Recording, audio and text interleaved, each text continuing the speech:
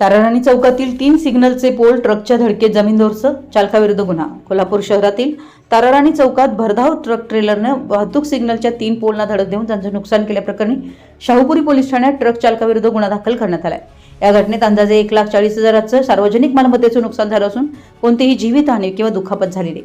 पोलिसांकडून मिळालेल्या माहितीनुसार शुक्रवार दिनांक 10 जुलै रोजी पहाटे 3:30 वाजता ताराराणी पुतळा चौक येथे MS46 BU 8145 क्रमांकाच्या 16 चाकी ट्रक ट्रेलरचा चालक विजयकुमार अजयकुमार सिंग वय 32 राहणार मुकुंदराज तरबगंज गोंडा उत्तर प्रदेश यानं वाहन चालवताना रस्त्याच्या परिस्थितीकडे दुर्लक्ष केल्यानं चौकातील 3 वाहतूक सिग्नल पोलना धडक दिली आहे।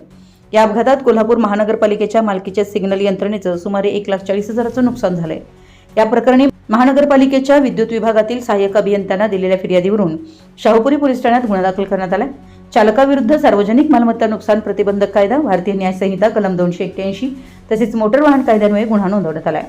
या प्रकरणाची नोंद police head constable Amit Pawar यांनी केली असून तपास शाहूपुरी पोलीस करतायत। आपल्या परिसरातील महत्त्वाच्या बातम्या पाहण्यासाठी आमच्या नवसंकेत न्यूज चॅनलला YouTube वर सबस्क्राइब करा आणि बेल आयकॉन प्रेस करा।